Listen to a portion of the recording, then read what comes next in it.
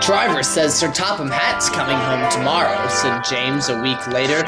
Gordon grunted. He was not anxious to see Sir Topham Hatt. I must do well today, he said to himself as he waited to start with the express.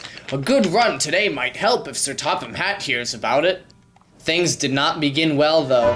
Thanks to a last-minute passenger, they were late starting.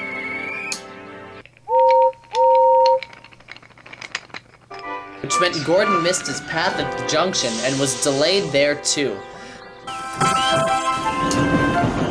But there was a clear run after that.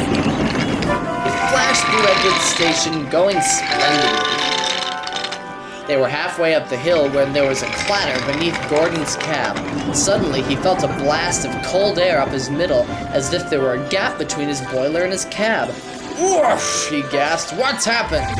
The fireman looked at the fire. There was a gaping hole in the middle where the fire bars had collapsed, and a large part of the fire had disappeared. You've lost part of your fire, Gordon, explained the fireman. What a place to do it, too. Already, Gordon was feeling weaker. Without a full fire, his steam pressure fell quickly. But his driver knew what to do.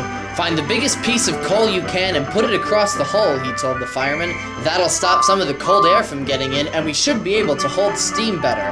But hurry, or the hill will beat us. The fireman hurried. A large lump of coal lay near the front of the tender. Quickly, he moved it into place with a shovel and a long steel bar. Gordon felt better at once. Now build the fire gently round the edges, the driver said as the fireman did so.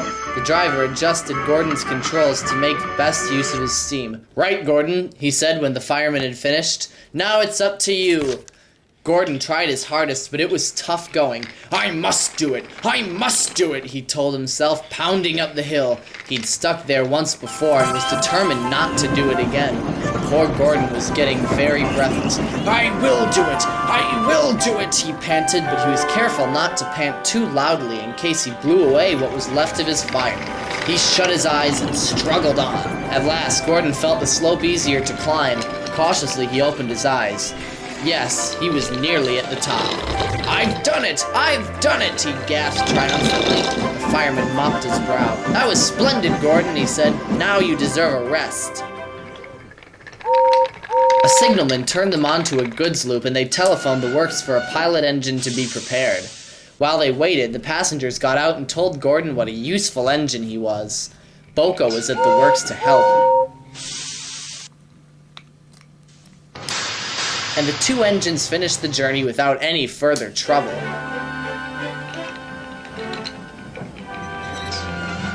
At the end of the line, Sir Topham Hatt was waiting for him. To Gordon's surprise, he was smiling. Thank you, Boko, he said, and thank you, Gordon, for a splendid effort. I'm pleased with your work today, though certain other things leave much. But just then the whistle blew, and Sir Topham Hatt had to hurry into his carriage. Once again, poor Gordon was left in suspense.